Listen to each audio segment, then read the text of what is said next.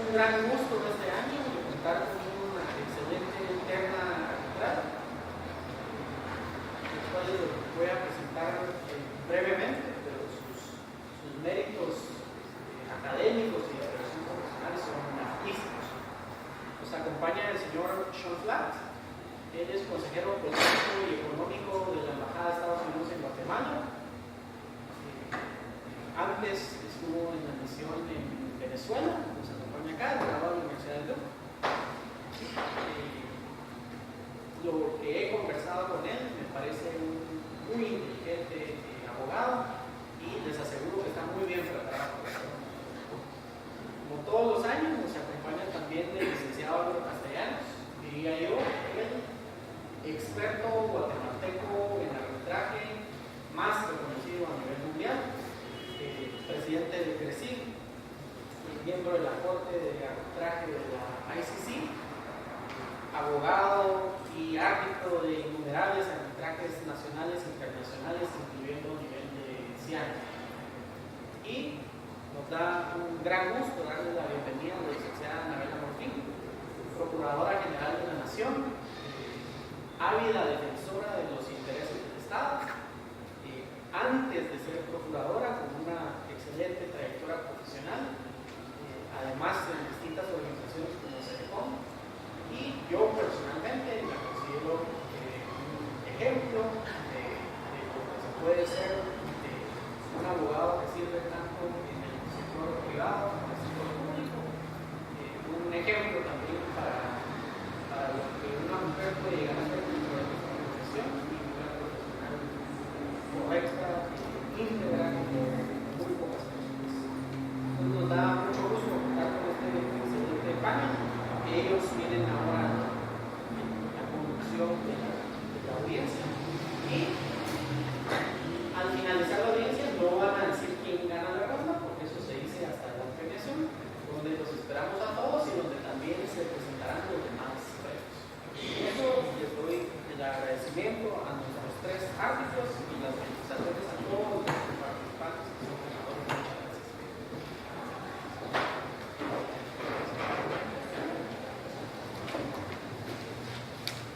Muy buenas tardes. En la línea de la señora presidenta del tribunal, quisiera dar por iniciada la audiencia en el caso Everest.com versus Buscapit.com, audiencia para escuchar sus argumentos. Y quisiera recordar antes de dar inicio con la presentación de cada parte, recordarles fundamentalmente los aspectos. El primero es pedir a cada uno de ustedes que aclaren cómo van a distribuir el tiempo y además dentro de eso obviamente el orden en el que cada uno de ustedes participará si es que lo van a dividir, y adicionalmente recordarles que tienen un máximo de 30 minutos para hacer sus presentaciones de argumentación, y dentro de ellos si van a escoger la opción de tener réplica y dúplica, y en caso afirmativo entonces que quede definitivamente muy claro que los 30 minutos que tienen incluyen el tiempo de réplica o dúplica. Y este tribunal se reserva el derecho, ya sea de oficio o a petición de parte, si así lo considera, de otorgar 5 minutos, si así fuera requerido, o si así lo considera necesario, y obviamente en el caso que se otorgue a una parte, se le otorgará a la otra parte los 5 minutos, para que haya obviamente equidad en el trato hacia ustedes.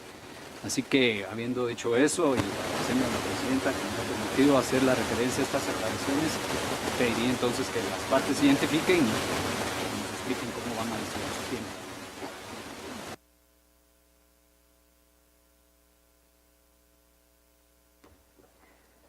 Se llegó a un acuerdo de que para empezar iniciaremos con los argumentos procesales, de la parte procesal, 13 minutos para el efecto, y la parte de fondo seguirá después de que las dos partes argumenten la parte procesal, otros 13 minutos, con la dúplica y la réplica de 4 minutos. Por favor. Muy buena tarde al tribunal. Mi nombre es Jesús Bujalter. En este caso representamos al equipo 715 y a Buscavit. En este sentido, mi compañero Mario Castillo utilizará 13 minutos para realizar los argumentos de forma, dejando 2 minutos para dúplica y réplica respectivamente, ¿verdad?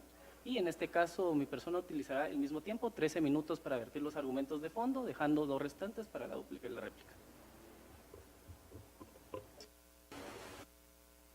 Enterado el tribunal y, por supuesto, tenemos a nuestro secretario que llevará un control férreo del tiempo. Muchas gracias. Cedo la palabra a la señora presidenta.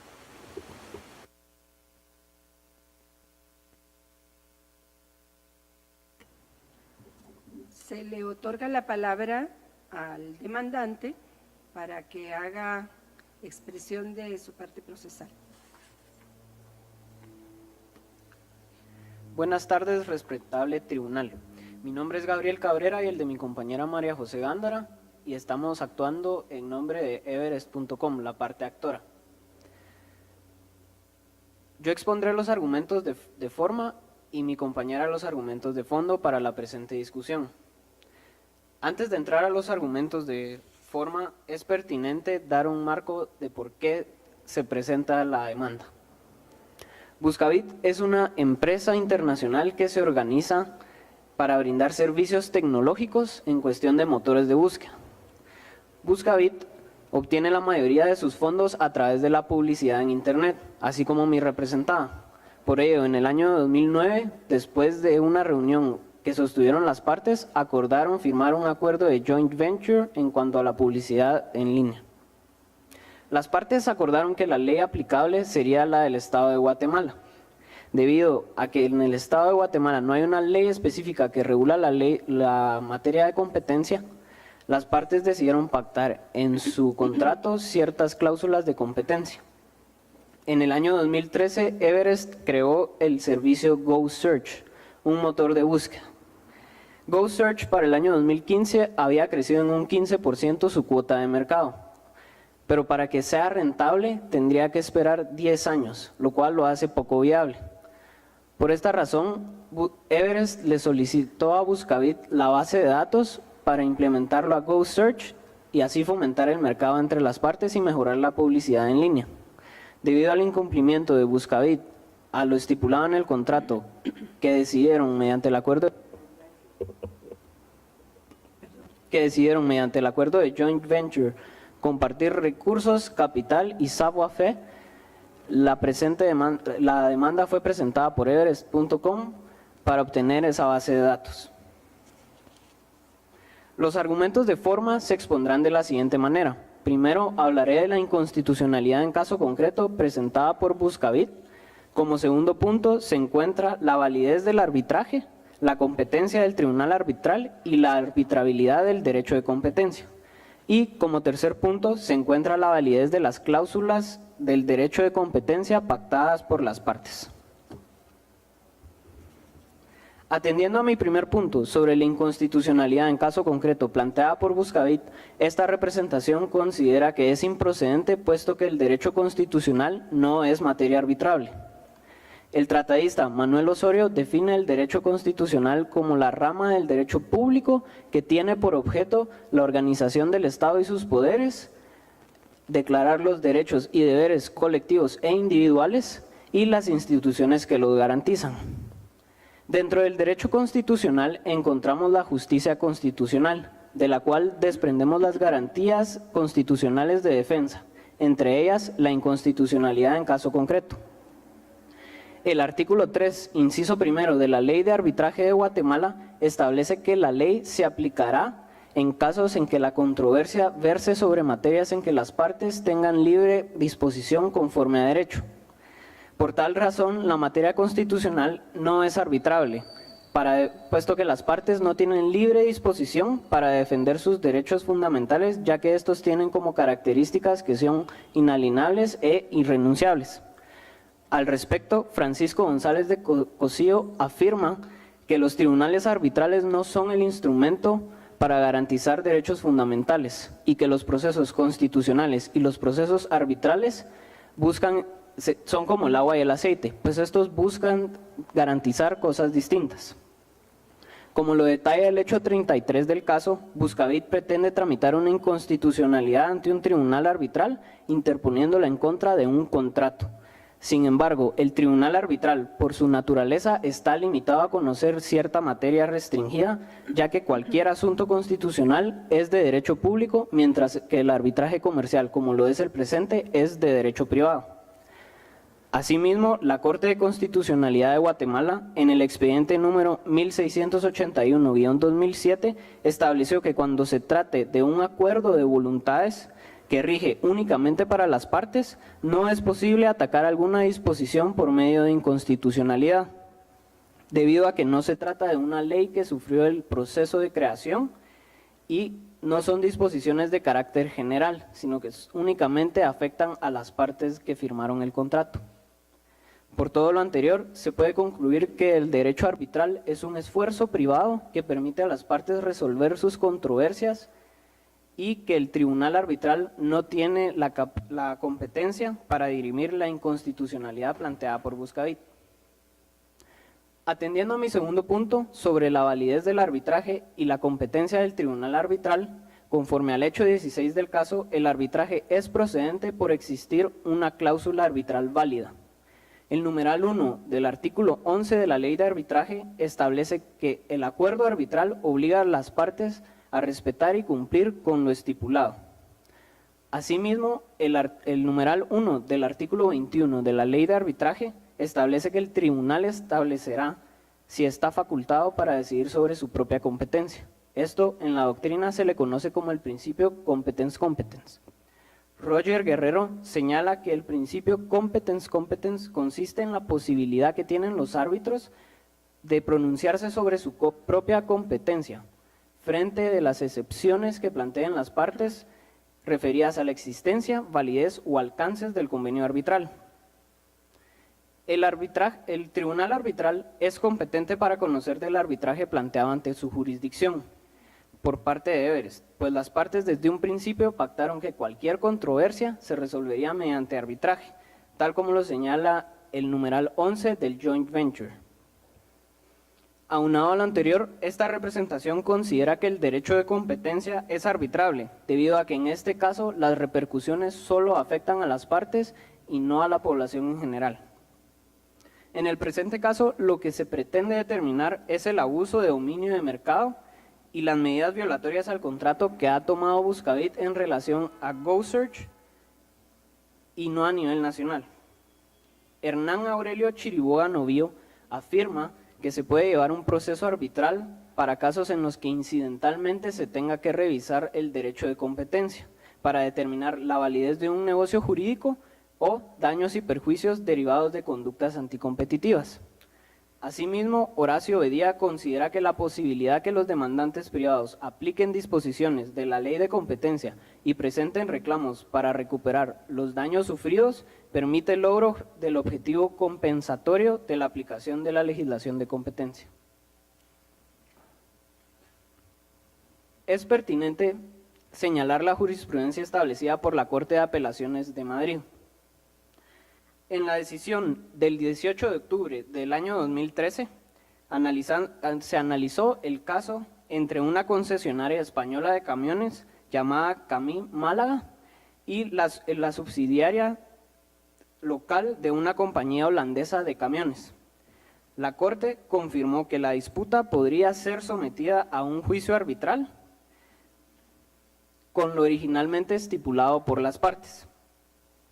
La disputa entre compañías era concerniente sobre asuntos de competencia desleal, sentando así un precedente que le permite a un tribunal arbitral conocer del derecho de competencia.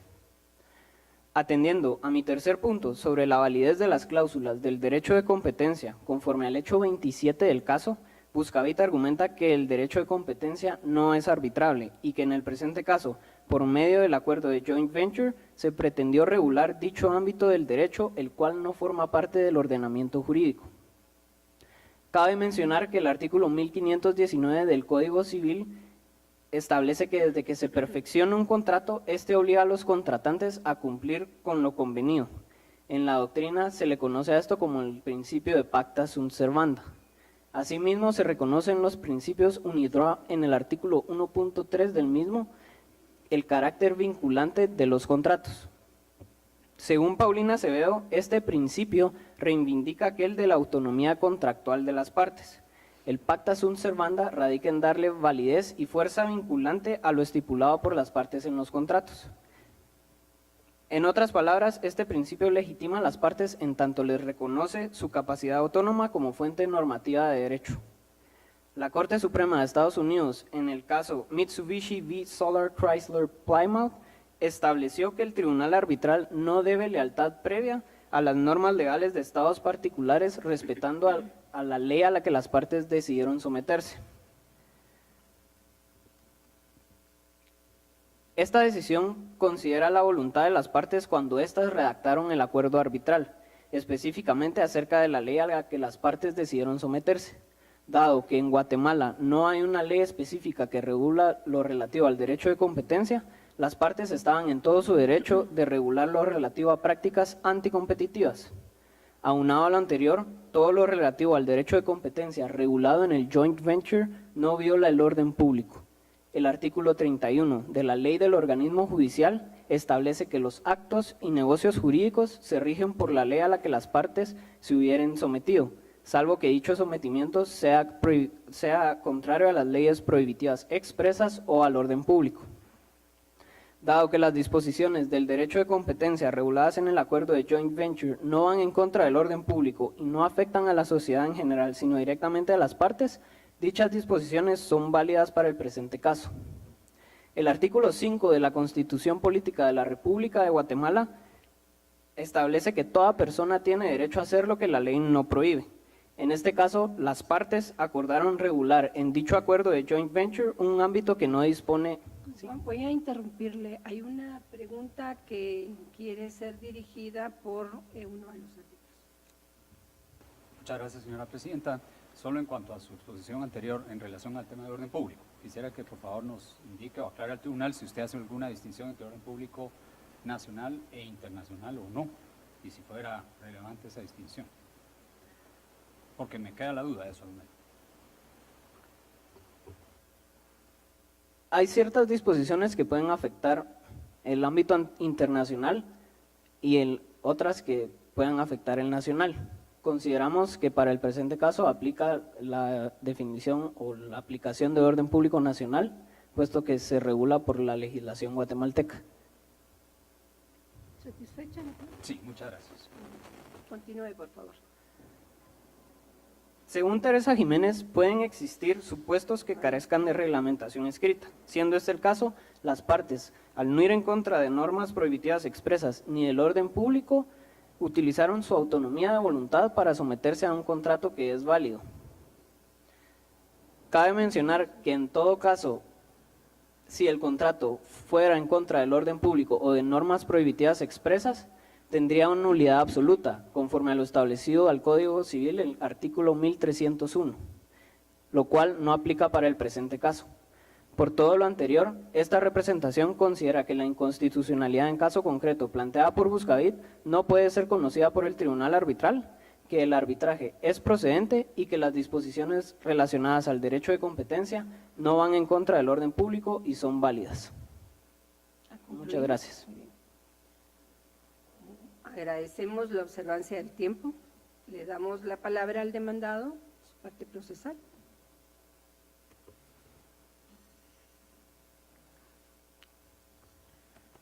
Buen día, honorable tribunal, representantes de la parte actora. Soy Mario Castillo y con mi compañero ejerceremos la representación legal de la parte demandada Buscavit.com en el presente procedimiento arbitral. Es menester primero determinar hechos no controvertidos establecidos por la parte actora, como lo es la lex arbitri y la norma procesal que regirá el procedimiento arbitral.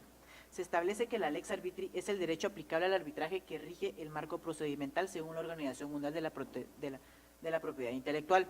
Y por lo tanto, como se ha establecido, la lex arbitri en el presente arbitraje es la ley de arbitraje de Guatemala.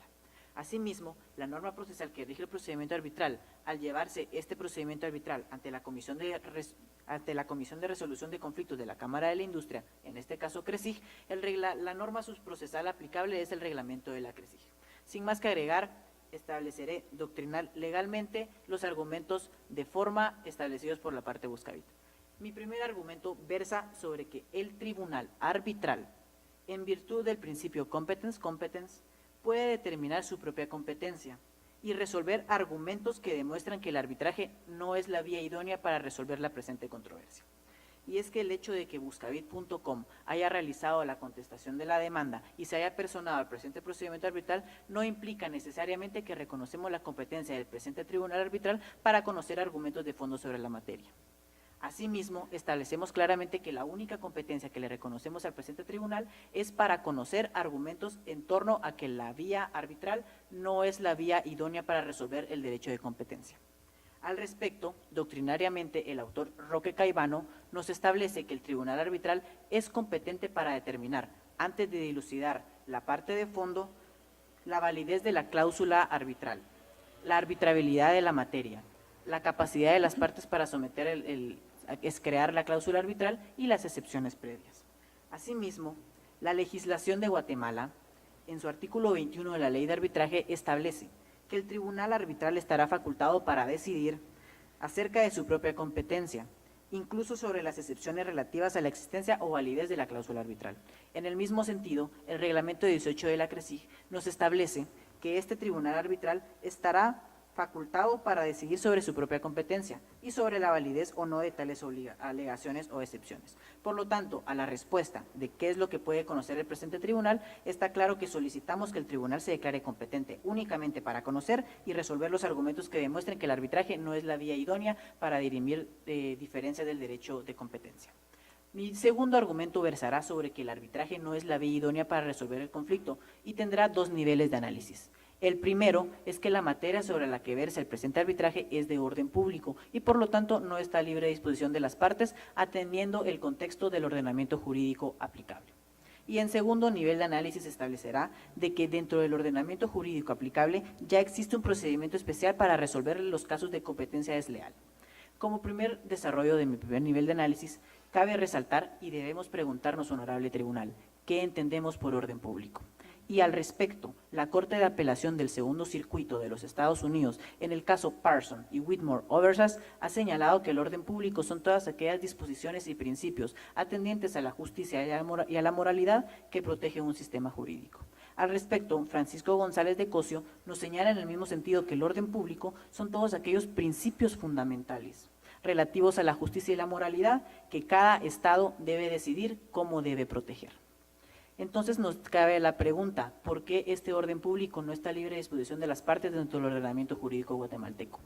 Y es que en el caso en concreto, el artículo 130 de la Constitución Política de la República y el artículo 118 de la Constitución Política de la República de Guatemala, referente al régimen económico y social y la prohibición de monopolios, le establece una obligación al Estado de regular el mercado para evitar este tipo de prácticas. Y en su parte condicente, cito, las leyes determinarán lo relativo a esta materia. El Estado protegerá la economía de mercado. Asimismo, el artículo 118 establece que es obligación del Estado orientar la economía nacional. Y para lo mismo, el Estado actuará complementando la iniciativa y la actividad privada. Establecido este punto, también cabe resaltar que aparte de la normativa constitucional referente al derecho de competencia, también se encuentra disperso en distintos cuerpos legales el derecho de competencia dentro de la legislación guatemalteca. Tal es el caso del título segundo del Código de Comercio, específicamente del artículo 361 al artículo 367, relativo a la protección de la libre competencia. Como ya lo establecemos, este derecho de competencia, a pesar de que no hay una ley específica, como muy bien sabe el honorable tribunal, sí se encuentra protegido y tutelado por el Estado de Guatemala. Y específicamente quiero permitirme leer el artículo referente a qué se define como un acto desleal, que establece que se declaran de competencia desleal, entre otros, establece, haciendo un análisis semántico, la palabra entre otros números apertus, o sea que la delimitación y el listado de las prácticas anticompetitivas contenidas en el Código de Comercio solo son algunas de las cuales que se puede arbitrar, se puede conocer en el presente ordenamiento jurídico. Y es que asimismo la International Law Association, por sus siglas ILA, establece en su documento denominado Recomendaciones de la ILA sobre la aplicación del orden público como motivo para negar el reconocimiento y la ejecución de los laudos arbitrales internacionales, nos establece que las leyes relativas al derecho de competencia son de orden público. Como consecuencia de la aprobación del decreto 2-2013, donde el Congreso de la República aprueba el acuerdo comercial suscrito entre la Unión Europea y los países de Centroamérica, también se recoge una definición bastante interesante y ateniente al caso, y establece que el derecho de competencia, como principio rector de toda economía de mercado, representa un elemento consustancial al modelo de organización económica de una sociedad. Ateniéndonos al respecto, se llega a la conclusión que el derecho de competencia efectivamente es una materia de orden público, pero el Estado de Guatemala le ha encomendado la obligación, específicamente dentro de sus órganos estatales, regular esta materia y no la ha dejado a libre disposición de las partes, como en otros ordenamientos jurídicos de los cuales ya se ha citado jurisprudencia. Como segundo nivel de análisis, existe un procedimiento especial para resolver las prácticas de competencia desleal dentro del ordenamiento jurídico aplicable. Y es que el mismísimo Código de Comercio citado establece en el artículo 364 que la acción de competencia desleal se podrá presentar por la vía ordinaria, estableciendo así un procedimiento especial para tramitar lo relativo a actos de competencia desleal. Es menester resaltar que la ley de arbitraje regula en su artículo 3º, inciso C, que no podrá ser objeto de arbitraje todo aquello sobre la cual la ley señale un procedimiento especial para determinados casos. Y en una interpretación armónica, la Cámara Civil de la Corte Suprema de Justicia de Guatemala, en los casos Industrias Bioquímicas S.A., Adamed S.A., Disney Enterprises Inc. versus Manufactureras de Textiles Perfecta, Toyota Motor Corporation versus Repuestos del Sur y Marbenzi y Compañía S.A. versus Cooperación Técnica y Comercial para América Latina, ha establecido que la vía oportuna es el juicio sumario de competencia desleal. A lo anterior… Voy a interrumpir a uno de los del señor árbitro para que aclare, por favor. Solamente si usted pudiera hacer referencia al artículo 1039 del Código de Comercio, ya que invoca una norma del Código de Comercio, y solo saber cómo interpreta esas dos normas. Así es, por supuesto.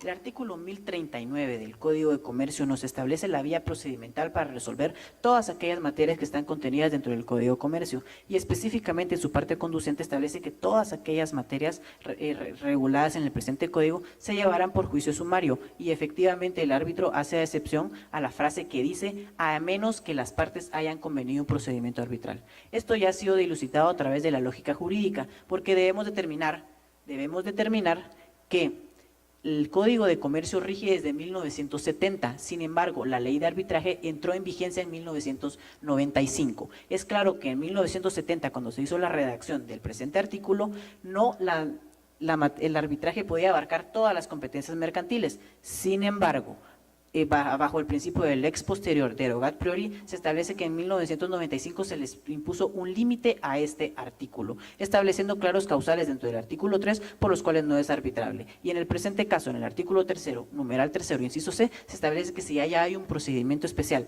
tal cual como lo ha interpretado la Cámara Civil de la Corte Suprema de Justicia en reiteradas ocasiones, no se podrá hacer materia de arbitraje. Siguiendo a mi tercer argumento, y es que en caso hipotético de que el tribunal declare que el arbitraje sí es la vía idónea, el laudo que resuelve el conflicto devendría en inejecutable. Y es que es un hecho no controvertido que la legislación de Davos es la misma que la legislación de Guatemala.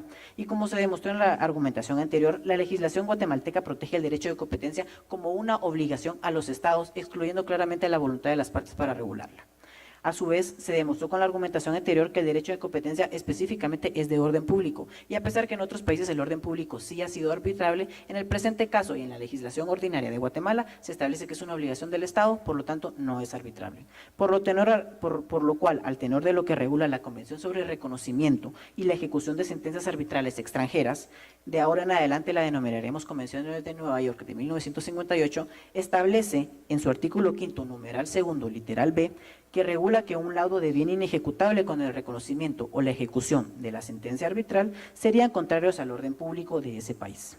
En ese sentido, la Corte de Apelación de París, en su resolución del 18 de noviembre de 2004, ha establecido que la ilicitud para ser violatoria del orden público debe quemarle los ojos al juez.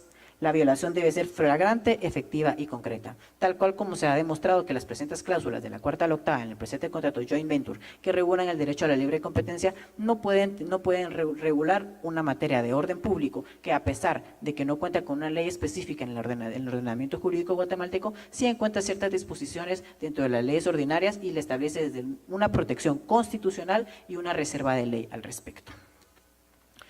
Como Cuarto argumento, y en el hipotético caso de que el tribunal se declare competente para conocer el fondo del asunto, interponemos una excepción de inconstitucionalidad en caso concreto, específicamente contra la cláusula de la cuarta a la octava del presente contrato joint venture.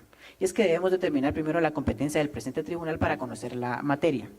El autor Roberto Bianchi nos ha establecido que los árbitros tienen, dentro del marco de lo jurídicamente disponible y efectivamente comprometido, amplia competencia como la facultad implícita de declarar la validez o invalidez constitucional de normas jurídicas.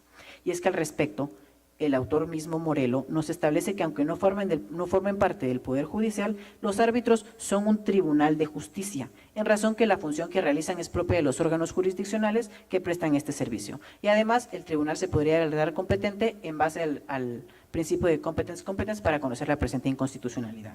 Y es que debemos hacer mención al autor Roque Caivano, que señala lo siguiente: en el caso KCK Tissue tramitado ante el Centro Empresarial de Mediación de Arbitraje SEMA, el tribunal arbitral recientemente por unanimidad conoció sobre una inconstitucionalidad en caso concreto. Y cito específicamente el razonamiento del tribunal. Conforme lo estipulado en el contrato, se aplicarán las leyes de la República de Argentina. Tal referencia es abarcativa de todas las leyes y de todo el ordenamiento jurídico íntegro, que se encuentra integrado por la Constitución Nacional, las leyes ordinarias y cualquier otra disposición entre las partes.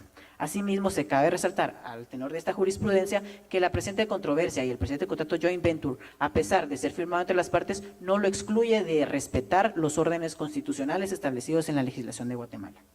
Y como tanto, como en el caso concreto en específico se le estableció una reserva de ley al Congreso de la República y al Estado de Guatemala como obligación de regular los derechos de libre competencia, es claro que esto excluye de la libre disposición de las partes, toda vez de que el procedimiento ordinario específico para regular la materia se encuentra dentro de la potestad legislativa del Estado reconocido en el artículo 157 de la Constitución Política de la República y el artículo 171A, que establece claramente que es obligación del Estado decretar, modificar o reformar normas.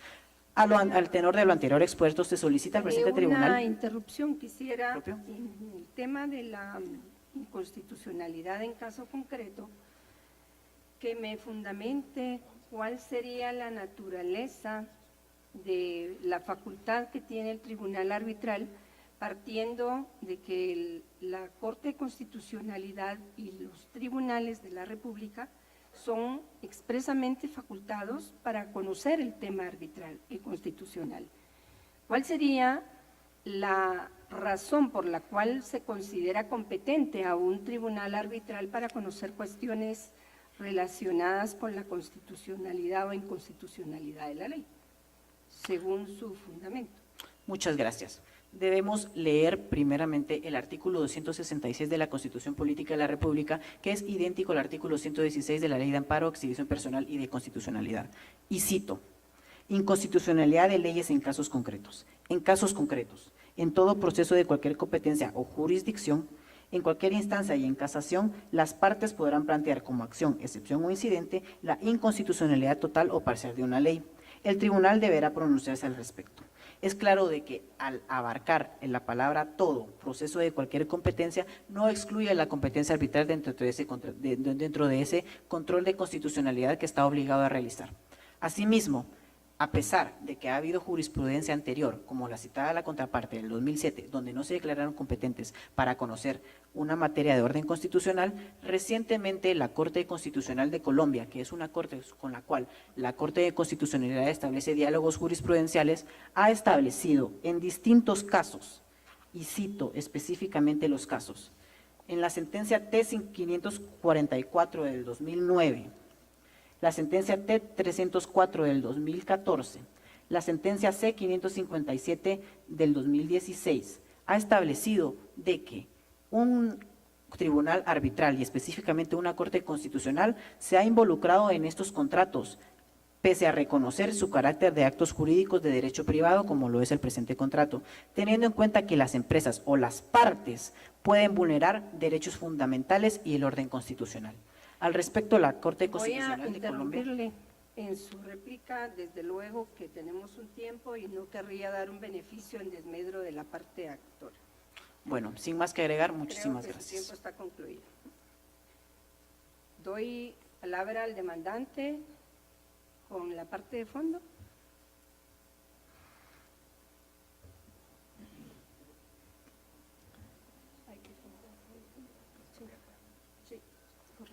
favor. Muchísimas gracias. Buenas tardes, respetable tribunal. Por los siguientes 13 minutos yo expondré los argumentos de fondo aplicables a la presente disputa. Primero argumentaré sobre la posición de dominio que goza Buscavit y cómo éste abusó de ella. Como segundo punto, hablaré de cómo el abuso de esta posición de dominio llevó a Buscavit a incumplir el contrato por medio de prácticas anticompetitivas, demostrando que la petición de nuestro representado es válida y legítima según lo estipulado en el contrato de joint venture. Y por último, hablaré sobre los daños y perjuicios ocasionados a Everest y la necesidad de resarcirlos. Primero, es importante señalar que en el hecho número 10 del caso se establece que la cuota de mercado de Buscavit es de 97%.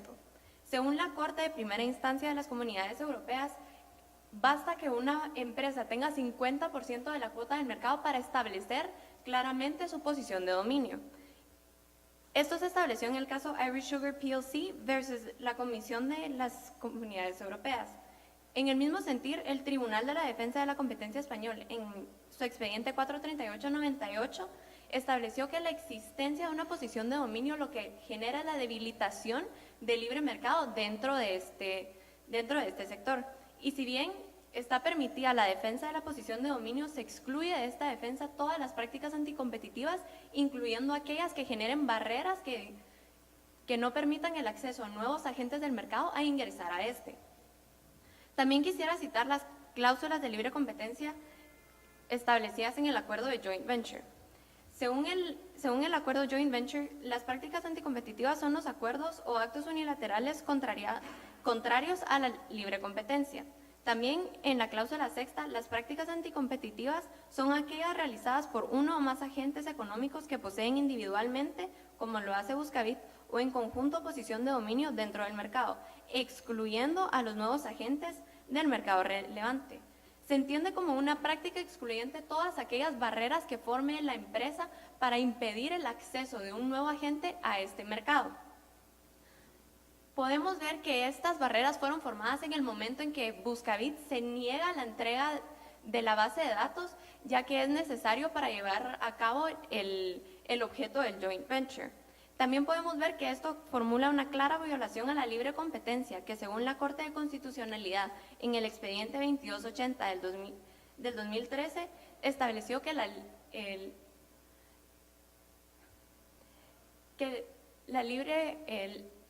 libre competencia es aquella competencia perfecta. Esto quiere decir que todos los agentes del mercado compiten en exactamente las mismas circunstancias y sin actividades excluyentes. Todo lo anterior me lleva a mi segundo punto, que es el incumplimiento contractual por parte de Buscavit al negarse a dar acceso a nuestra representada a la base de datos, pues tal petición es legítima según lo establecido en el joint venture. En el segundo punto del joint venture se establece que el objeto del contrato es el intercambio de capital, recursos y de savoir-faire. Para poder entender cómo la base de datos entra dentro de estos tres sectores específicamente como un recurso, es necesario entender cómo funcionan los desarrolladores web. Los desarrolladores web funcionan mediante el sistema de SEM, que es conocido como Search Engine Marketing.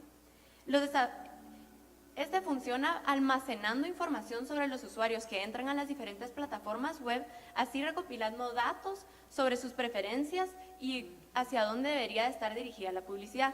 Sin embargo, para su óptimo funcionamiento es necesario agregar una base de datos externa para complementar la información que ya tiene y de esa manera poder extenderse a nuevos campos de publicidad.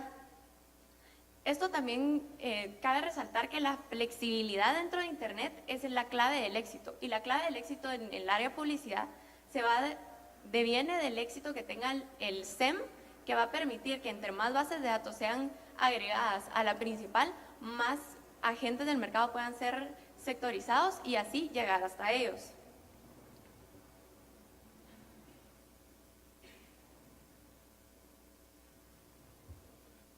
Ahora quisiera alegar la legitimidad de la petición hecha por nuestro cliente. Primero, como ya establecimos, la base de datos es un recurso necesario para la publicidad, que es el objeto de este joint venture. Para esto es necesario también entender qué se entiende como un recurso. Según el diccionario de la Real Academia Española, es un conjunto de elementos disponibles para resolver una necesidad o llevar a cabo una empresa.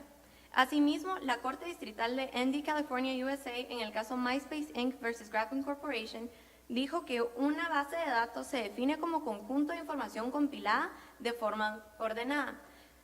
En base a esto, es necesario hacer la distinción entre el sistema PageRank y la petición que está haciendo nuestro cliente. Nuestro representado no busca acceder al sistema creado por la contraparte, sino solo a la información que ésta compila. Basado en esto, quisiera... Voy a interrumpirla, le hará una pregunta. Con permiso, entiendo lo que usted está diciendo, pero lo que no entiendo es que este base de datos y toda la información no es la propiedad intelectual del demandado, entonces no tiene protección abajo de derecho de autor. Justo a eso quería referirme en este momento, si me permitieran seguir con la línea de argumentos.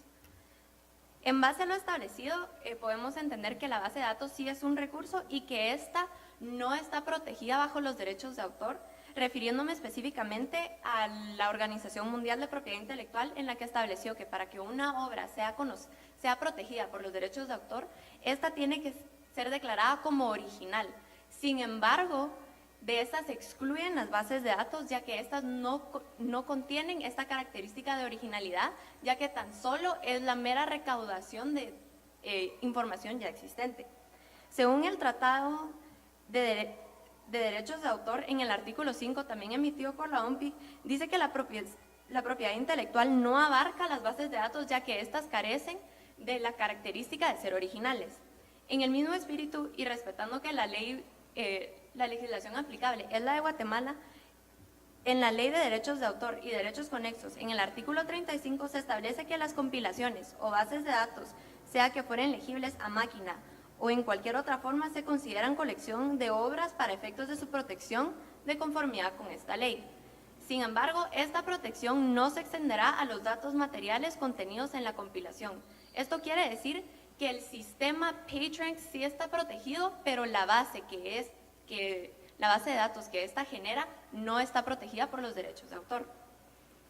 En base a todo lo anterior y habiendo demostrado que al perder acceso a esta base no se logró alcanzar nuevos espacios publicitarios, así perdiendo ingresos, porque como dijo mi compañero, una de las formas principales de generar ingresos para las páginas web es por medio de la publicidad en Internet.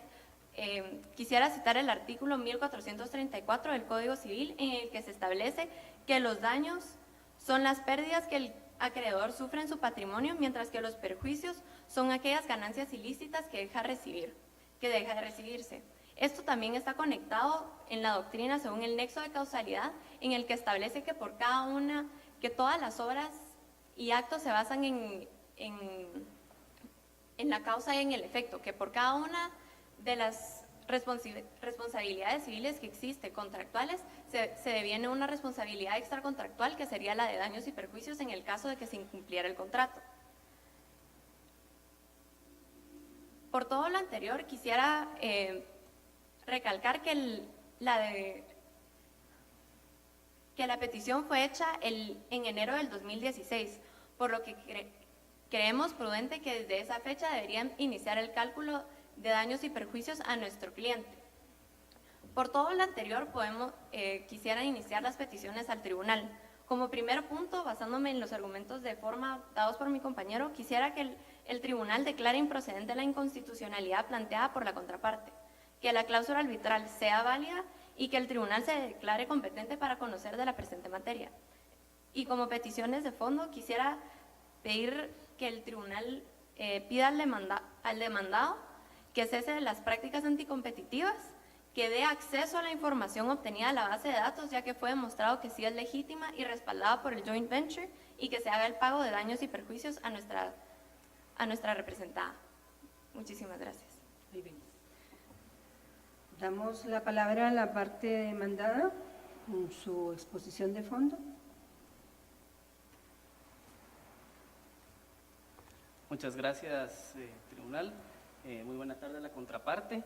En virtud de ello, soy Jesús Bujalter y realizaré los argumentos respectivos al fondo, previamente aclarando que si bien mi compañero anteriormente había estipulado que el tribunal carecía de la competencia necesaria para pronunciarse sobre el fondo del asunto, realizaré la siguiente argumentación en virtud de que en dado caso el tribunal se declarara competente para conocer y en ese sentido deberíamos de ejercer los derechos de defensa que le asisten a nuestro representante que es Buscavit. En ese sentido quiero iniciar delimitando el status quo y el cas de spes en la presente controversia, toda vez que la contraparte ha señalado que todo gira alrededor del cumplimiento del contrato que establece prácticas anticompetitivas. Sin embargo, señalaré por qué dichas prácticas reguladas en el contrato no encajan con ninguno de los actos realizados por Buscavit. Primero, en virtud de la regla de la razón o rule of the reason, nos señala Pamela Stanfield, una doctrinaria abogada de Costa Rica, que se debe entender que para aplicar la regla de la razón y señala igualmente el contrato, esta debe ser practicada por dos agentes económicos, es decir, se requiere de dos empresas que realicen un acto y que ese acto sea considerado anticompetitivo. Como bien se ha estipulado en el caso específico, el único agente económico que ha participado de no entregar la base de datos es Buscavit, por lo cual no encuadra por lo regulado en el caso concreto en el joint venture en el rule of the reason o regla de la razón, porque como señalé, se requiere de dos agentes que realicen el acto para que se considere anticompetitivo. Ahora bien, la contraparte podría argumentar que encaja en la regla per se, y en ese sentido tampoco es correcto, toda vez que la regla per se señala que tienen que ser competidores dentro de un mismo mercado relevante. Y en ese sentido, cuando nosotros definimos los mercados relevantes, podemos observar que el mercado relevante sobre el cual tiene alguna posición de dominio, en este caso Buscavit, es relativa a los motores de búsqueda. Y un mercado relevante sobre el que tiene posición de dominio, en este caso Everest, es relativo a la venta de libros por Internet. Por lo cual podemos observar que ninguno de los dos supuestos establecidos en el contrato de joint venture pudieran encajar las acciones realizadas por Buscavit, ni por la regla de la razón, ni en este caso por la regla per se, por lo cual los argumentos vertidos sobre este punto no encuadran y no se está realizando ningún incumplimiento contractual por parte de Buscavit. Si eso no fuera necesario, la contraparte ha señalado dentro de sus petitorios que requiere el acceso a la información contenida dentro de la base de datos de Buscavit. En ese sentido, cuando nosotros realizamos la lectura del caso hipotético, podemos observar un elemento muy importante dentro del presente caso, el cual estipula que la base de datos contiene datos personales. No indica cuánta cantidad de datos, si el 5% de la base, si el 50%, por lo cual debemos que entender que esa base de datos contiene todos y cada uno datos personales, para lo cual debemos hacer observancia de lo que regula la Ley de Acceso a la Información Pública. Y señala que se consideran datos personales sensibles y que son prohibidos dentro del comercio todos aquellos datos que hagan referencia, por ejemplo, a los hábitos personales, al origen racial, a los estados de salud física, a cuestiones familiares señala en este caso, otras cuestiones íntimas de similar naturaleza. La contraparte igualmente dentro de su argumentación señaló que la base de datos puede contener información relativa a preferencias de las personas, en virtud de cuando leemos el artículo 9 de la Ley de Acceso a la Información Pública, numeral segundo, que define los datos personales o datos personales sensibles, encuadra perfectamente las preferencias de las personas como un dato elemental que es privado, por lo cual no es comerciable. ¿Y cuál es el fundamento para delimitar en este caso que no es comerciable los datos personales? Específicamente el artículo 64 de la Ley de Acceso a la Información Pública estipula que quien comercialice o, en este caso, distribuya por cualquier medio archivos de información con datos personales sensibles, será sancionado con prisión de 5 a 10 años, por lo cual, como se puede estipular, las partes no tienen libre disposición para determinar al tribunal que declare que se debe entregar acceso a la información contenida en la base de datos, toda vez que en dado caso el tribunal llegara a declarar el acceso y emita un laudo al respecto, podría venir contrario a la Convención de Nueva York. Voy a interrumpirle para que se le dirija una pregunta por señora.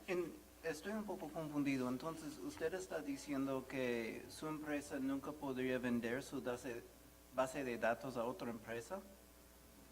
En ese punto quiero señalar que si bien la base de datos podríamos determinar que no está protegida por derechos de autor o derechos conexos, sí podemos estipular que en el artículo 174 de la Ley de la Propiedad Intelectual señala que se considera un secreto profesional toda aquella información mantenida bajo reserva, que tiene un valor comercial y que la parte la mantenía bajo resguardo. Y como lo sabemos, en este caso el know-how, que se conoce como el secreto empresarial, tiene otra vertiente, que es el know-how contractual, por el cual la parte quien lo posee tiene la libre disposición de entregarlo a otra persona mediante un contrato. En virtud de ello, la contraparte podría estipular que el contrato señala dentro de su objetivo que será relativo al savoir-faire, el know-how o secreto empresarial en materia de publicidad, por lo cual podría generar una confusión porque el contrato estaría habilitando para entregar ese secreto empresarial contenido en la base de datos. Quisiera hacerle una pregunta. Desde su punto de vista, entonces, ¿la base de datos sí puede ser protegida por la ley de propiedad intelectual? No, sería en este caso por la ley Eso de es lo propiedad que está- industrial. Es que eso fue lo que dijo. Sería por la ley de propiedad industrial en el artículo 174. Ok, aclaración tomada. En virtud de que lo señalaba, igualmente si nosotros hacemos observancia de lo que regula la Constitución Política de la República de Guatemala, en su artículo 44, señala que habrán otros derechos, aunque no estén expresamente en la Constitución, formarán parte del derecho de una persona, en virtud que son inherentes a la persona humana.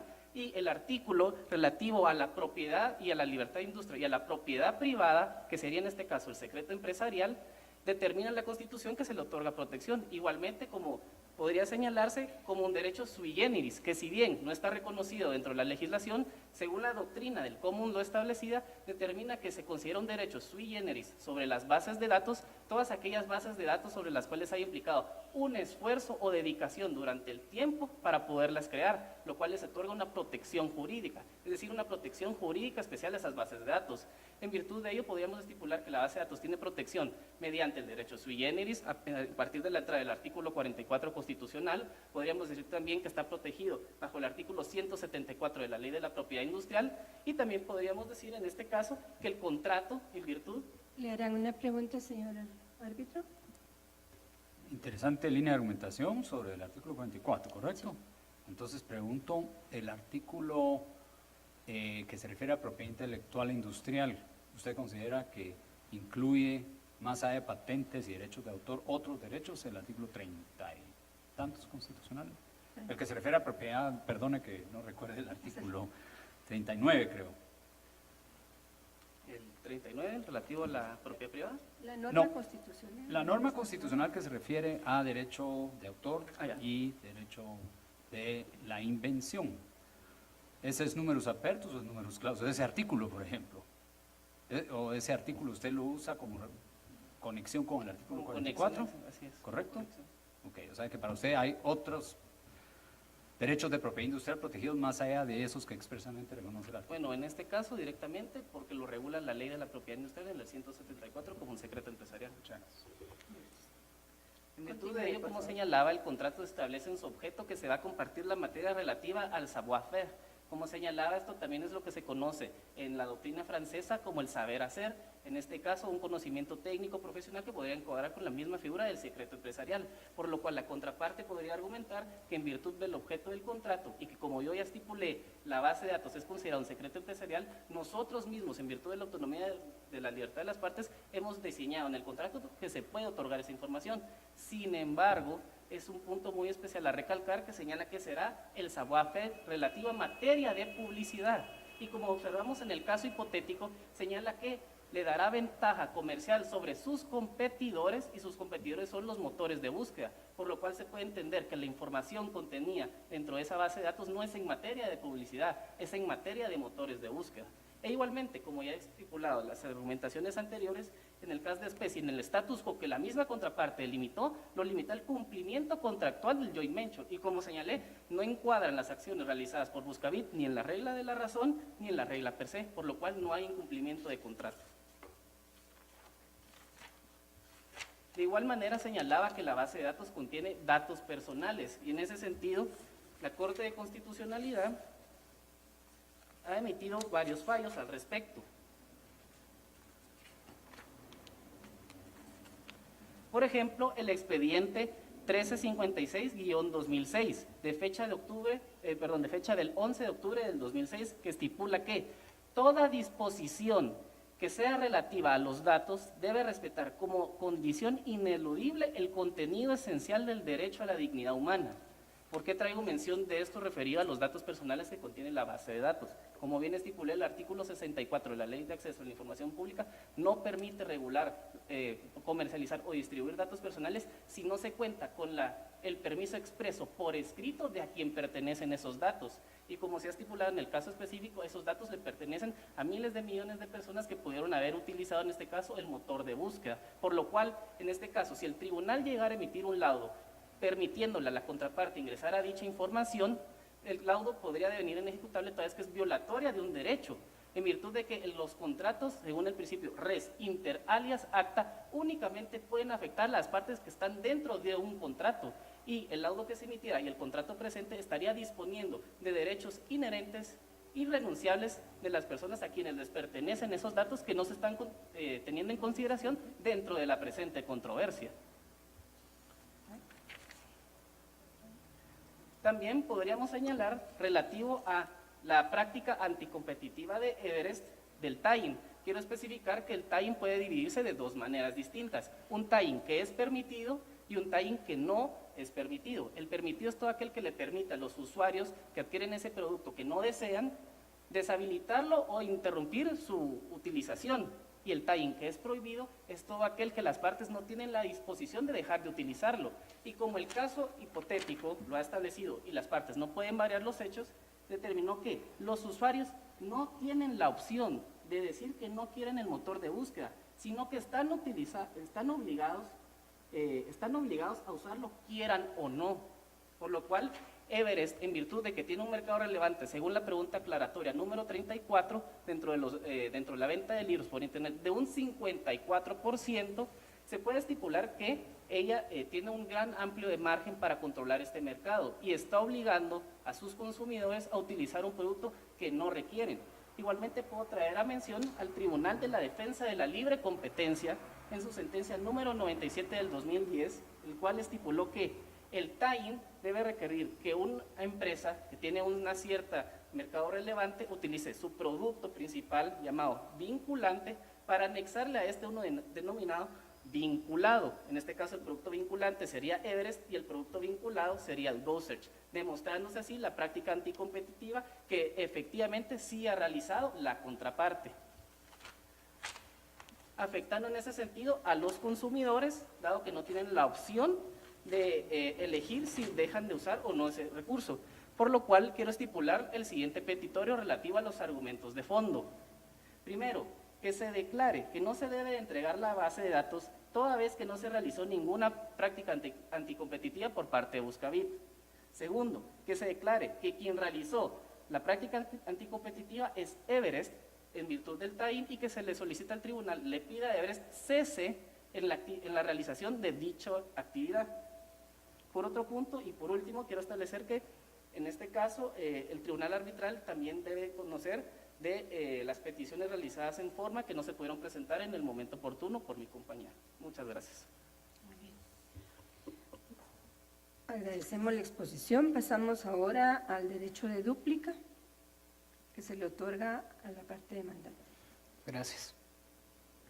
Como se estableció anteriormente, la ley aplicable es la guatemalteca, por lo que se debe respetar lo dictaminado por la Corte de Constitucionalidad en cuanto a que las inconstitucionalidades deben ser planteadas en contra de leyes de carácter general que estén dirigidas a un número de personas indeterminadas, no a particulares singulares.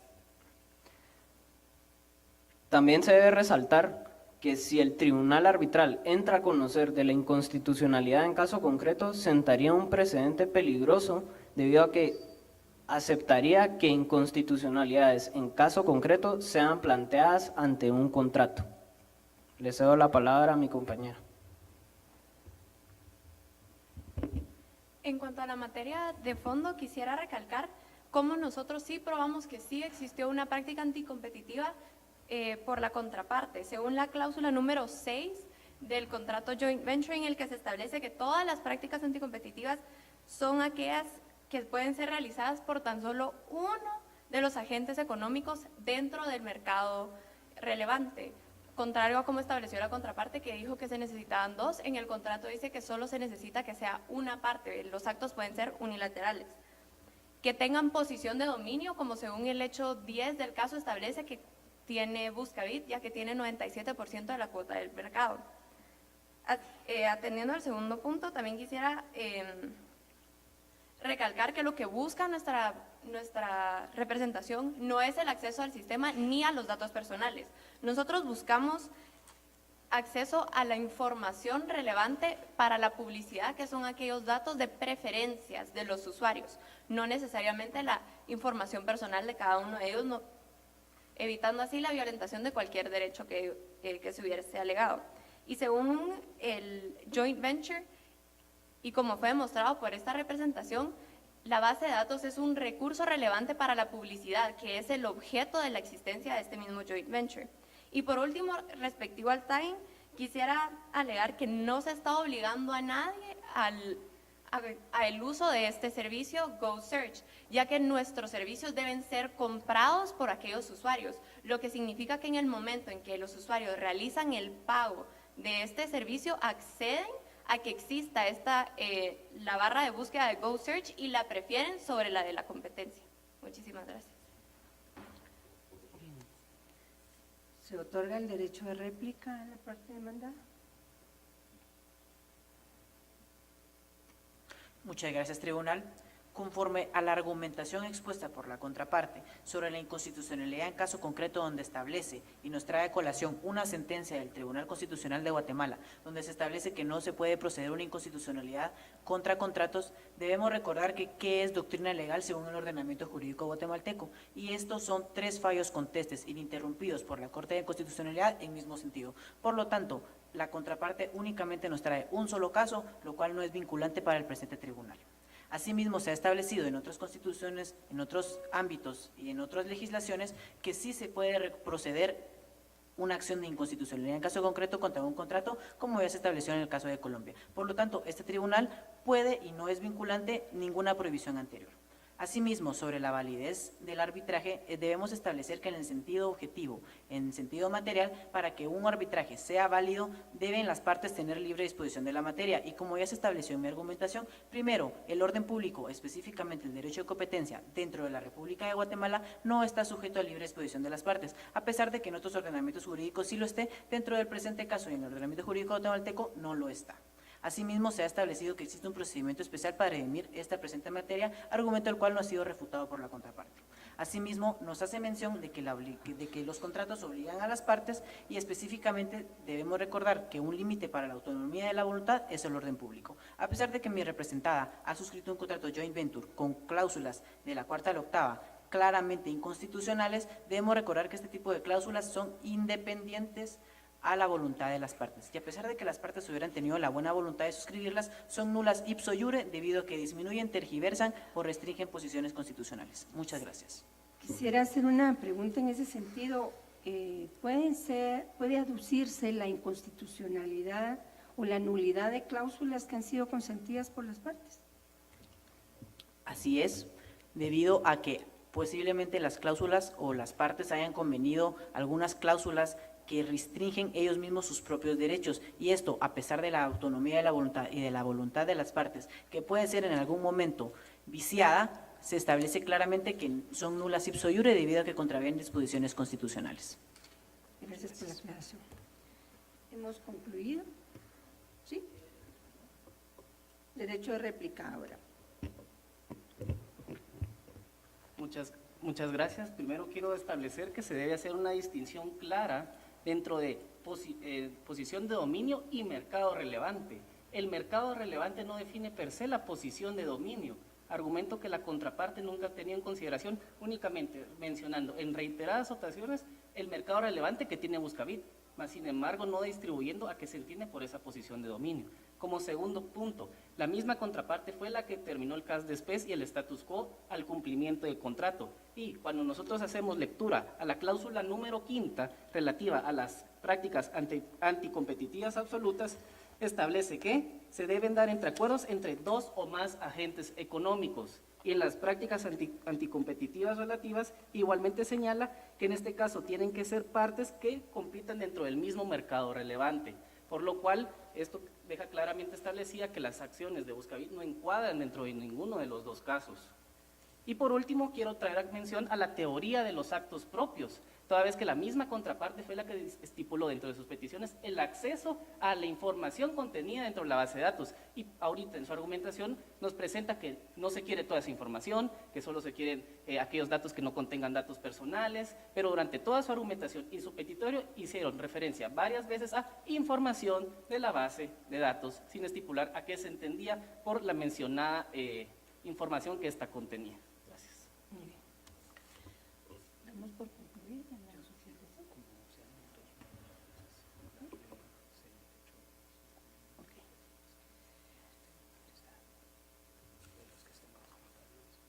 Ok. Tenemos la decisión de los árbitros de otorgarles minutos adicionales, 3 minutos adicionales para cada una de las partes, para que hagan alguna exposición para complementar sus argumentaciones. Claro. En todo caso, queda sujeto a que haya nuevas preguntas por parte de los árbitros. Contrario a lo que estableció la contraparte en su último argumento, diciendo que nosotros solo nos referíamos a base de datos, en el inicio de nuestros argumentos demostramos que lo único que deseábamos era acceso a la base de datos que fuera relevante para el mercado de publicidad, que se traduce a las preferencias de los usuarios al acceder a las plataformas, a las distintas plataformas web, según las búsquedas que ellos realizan. Y también queremos mencionar que de acuerdo con la cláusula número 6, nuevamente recalcamos que esta establece que las prácticas anticompetitivas pueden ser realizadas unilateralmente, no es necesario que existan 2 agentes, ya que esta establece que pueden ser realizados unilateralmente por aquellos agentes del mercado que obtengan posición de dominio, como fue demostrado al inicio de nuestra argumentación, la que posee Buscabit, ya que tiene 97% como cuota dentro del mercado relevante. Muchísimas gracias.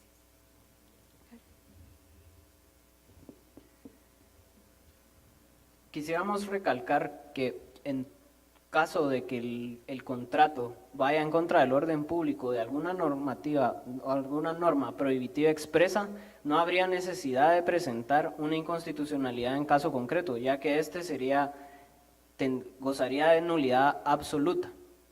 Asimismo, si el tribunal arbitral entra a conocer de la inconstitucionalidad en caso concreto, se excedería de su competencia. Muchas gracias. Otorgamos el derecho de tiempo adicional a la parte demandada. ¿Hay algún aspecto sobre el que quieran pronunciarse? Gracias. Otro argumento que quisiéramos traer a mención, que se había omitido dentro de las argumentaciones anteriores, era que la compañía Everest había roto la cláusula de confidencialidad, toda vez que esta cláusula ha sido quebrantada por por la contraparte, toda vez que la socia y mayoritaria y el gerente general de la empresa Everest, tuiteó: parece que la única forma de competir contra Buscabit, eso demuestra que presentó el nombre, es obligándoles. El jueves, nuestro abogado, inició un arbitraje en su contra Everest. En virtud de ello se puede establecer que el principio por el cual las partes se someten a un arbitraje, por ejemplo, en los casos Oxford Shipping versus Nippon Ayahusen, o por ejemplo en el caso Science Research Council versus NACE, es porque las partes saben que el arbitraje es confidencial y el objeto del mismo es que no se revele nada sobre el mismo. De lo contrario, acudirían, por ejemplo, a los órganos jurisdiccionales comunes.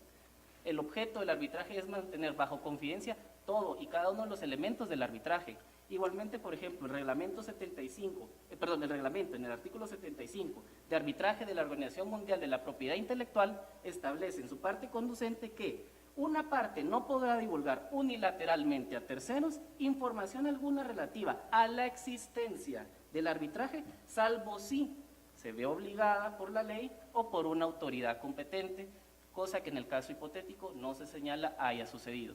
Por lo cual Everest ha roto la cláusula de confidencialidad, revelando el arbitraje y generando daños morales que se demuestran en daños y perjuicios en contra de Buscabit. Igualmente, como ya había estipulado anteriormente, si bien se dice que la información de la base de datos puede contener preferencias sobre las personas, yo había estipulado en mi argumentación anterior que según la Ley de Acceso a la Información Pública se había estipulado que por datos personales pueden ser aquellas todas costumbres o cualquier otras prácticas de las personas relativas a su privacidad, por lo cual sus gustos y sus preferencias son elementos que están protegidas por esta ley y que no pueden divulgarse bajo ningún motivo. Además, si bien la contraparte señalaba que en el caso hipotético, en el contrato, perdón, se establecía en la cláusula número 6 que puede realizarse por uno o más agentes, debemos de mencionar que esta cláusula hace referencia a que tienen que pertenecer al mismo mercado y como se ha establecido, las partes no compiten dentro del mismo mercado relevante, toda vez que una compite dentro de los motores de búsqueda y la otra compite dentro de la venta de libros por internet. Gracias. Usted tenía una pregunta, ¿me comentó?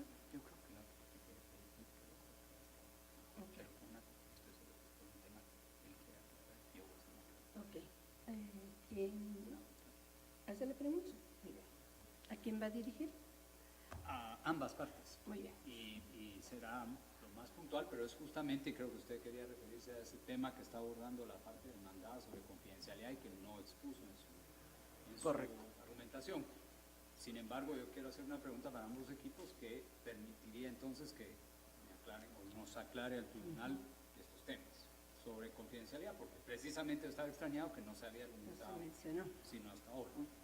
Pero entonces, para dar una oportunidad también a que la otra parte también explique, quisiera hacerles una pregunta, porque ya hemos entendido las argumentaciones que han presentado por escrito sobre hasta dónde llega una confidencialidad, o si se refiere solo a la mención de un arbitraje, o al procedimiento arbitral, o al laudo, o a su contenido, o si sus audiencias son privadas o no. Pero la pregunta concreta es, para ver si eso nos ilumina en la decisión que tenemos que tomar, es cuál es el propósito último de un acuerdo de confidencialidad y si este tiene límites o no, para que tal vez el tribunal pueda tomar una decisión sobre cada uno de los argumentos que ustedes han explicado. Entonces, tal vez, creo que en el orden, ¿verdad? La demandante y luego la... Correcto. Acuérdense, ¿cuál es el propósito de un acuerdo confidencial? El propósito de un acuerdo de confidencialidad es que no se conozca a terceros la información que se estipule en un contrato o en lo que las partes hayan convenido. Sin embargo, esta representación considera que el acuerdo de confidencialidad establecido en el joint venture no abarca el simple o el mero conocimiento de un proceso arbitral o la existencia de este. El acuerdo de confidencialidad dice así: la institución arbitral, las partes, el tribunal arbitral, el secretario y los expertos deberán mantener los procedimientos y el laudo arbitral confidenciales, por lo que el mero conocimiento de que existe un proceso arbitral no viola esta cláusula. Muchas gracias. La réplica. Si bien es cierto que la cláusula contractual estipula que se deberán mantener únicamente bajo resguardo los procedimientos o, en este caso, el laudo, en virtud de esto quiero estipular que el arbitraje en sí es un procedimiento, es un proceso y podría incluirse dentro del mismo el no divulgarlo. Igualmente, como hacía mención, la jurisprudencia en el arbitraje ha determinado que la confidencialidad es un principio rector del arbitraje, porque como señalaba, ¿qué objeto tendría someterse a arbitraje una controversia toda vez que el público en general pudiera llegar a conocer sobre la existencia del mismo? En este caso, las empresas se resguardan mediante el arbitraje daños morales por mala publicidad u otros efectos que puedan generar y se blindan en ese sentido acudiendo al arbitraje y no a la vía jurisdiccional. Por lo tanto, si bien la cláusula contractual en este caso limita únicamente a procedimientos o laudos, tenemos que entender que el alcance del arbitraje es siempre mantener la confidencialidad del mismo y sería un exabrupto considerar que pudiera revelarse la existencia y las partes que participan dentro del mismo. Muy bien, damos por concluida la discusión. Vamos a pedirle a las partes que se retiren, vamos a hacer la discusión ante el Tribunal Arbitral y les invitaremos en unos minutos para que reingresen y tomen nuestras apreciaciones. Gracias por participar.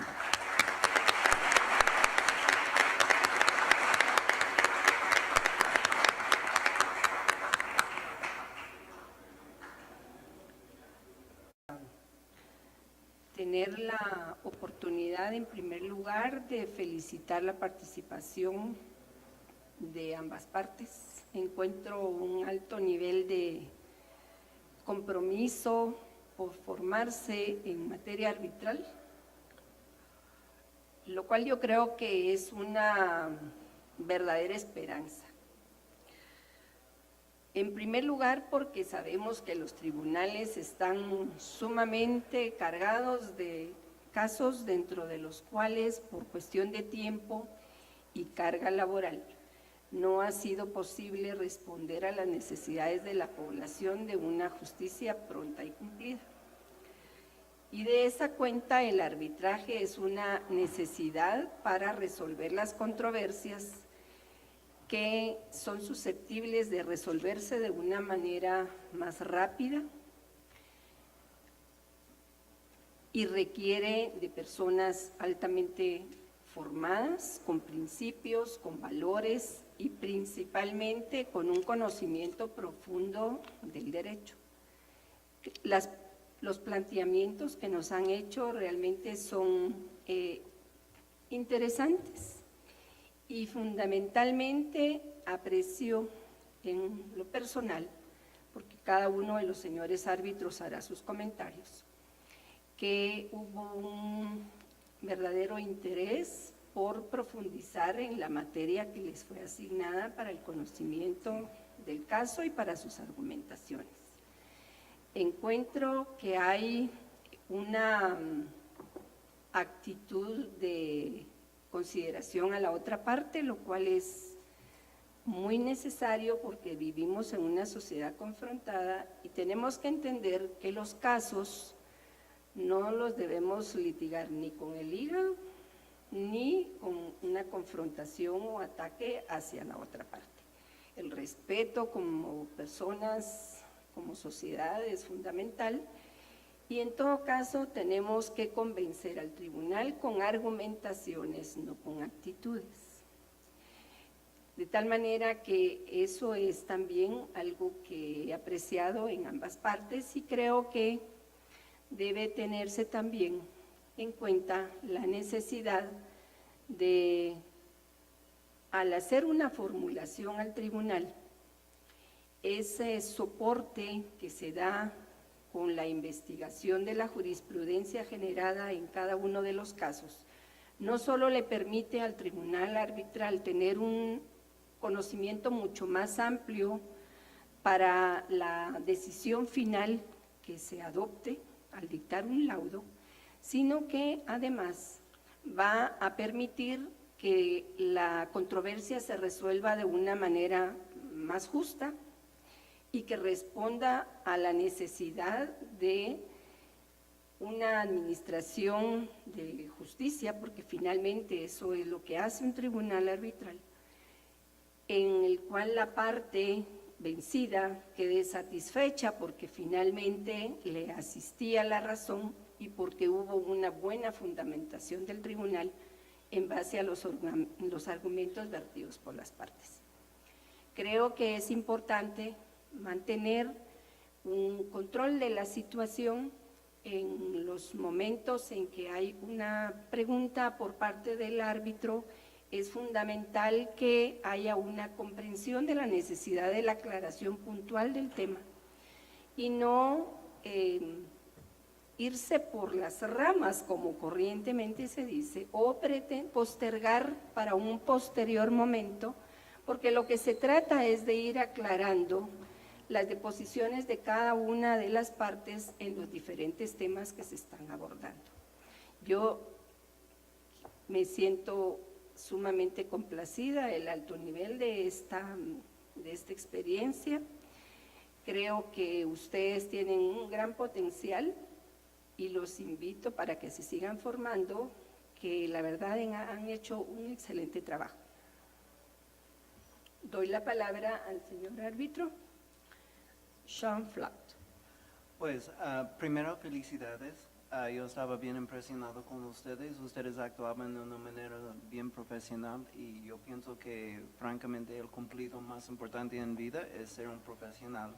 No importa si tú eres un diplomático o un abogado, al fin del día tú eres un representante para un cliente o un país. Y el hecho que ustedes pueden hacerlo de una manera profesional, cortés y dominar el tópico es pues increíble y felicidades. Por favor. Bueno, muchas gracias. No hay mucho que agregar en el sentido de decir yo también impresionado, felicitarlos por su coraje de participar, su clarísima preparación.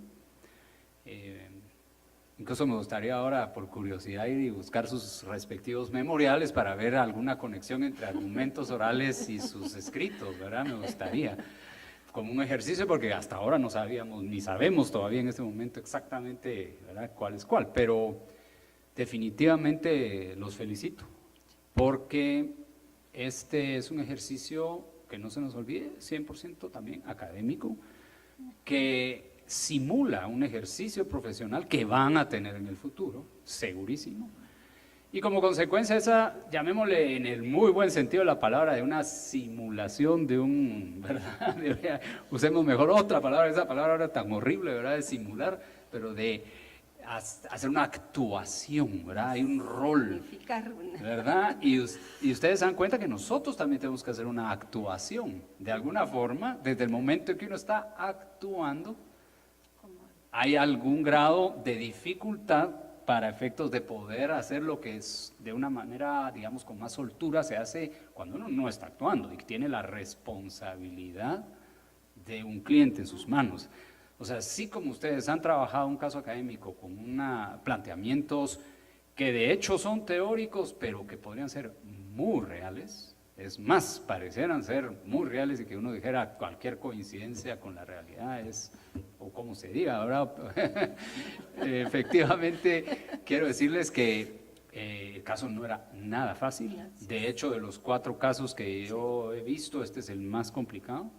Definitivamente el doctor Eisenstadt y su equipo, y por cierto quiero felicitar también a Víctor, han ido subiendo el grado de dificultad del caso, creo yo, y definitivamente, les digo, yo no tuve nunca el coraje de presentarme a un debate como el que ustedes se presentaron. 2, déjenme decirles que ya, con esto voy a terminar, son expertos, se los dije, ya aunque ustedes no lo sepan. Cuando yo tenía la edad de ustedes ni siquiera sabía de qué se trataba arbitraje o una audiencia arbitral. Y ni siquiera había oído la palabra moot court. La oí la primera vez cuando fui a estudiar a Estados Unidos. Así que ustedes nos llevan años luz en ese sentido. Y obviamente están formando legiones de profesionales muy bien preparados y en eso estamos muy contentos. Sí vimos un debate muy interesante. Y solo déjenme decirles, para terminar, un tip. Cuando pregunté orden público, creí que alguien iba a salir con la respuesta un poco más de ius positum o derecho positivo, que es que está en el Código Bustamante, expresamente esa respuesta, ¿verdad? En el artículo 3, si no estoy mal. Pero bueno, eso era solo para que igual no se escapara la capacidad de transmitir un pequeño dato. Pero eso es todo por mí, gracias. Bueno, yo creo que vamos a dar un fuerte aplauso porque estamos todos muy satisfechos.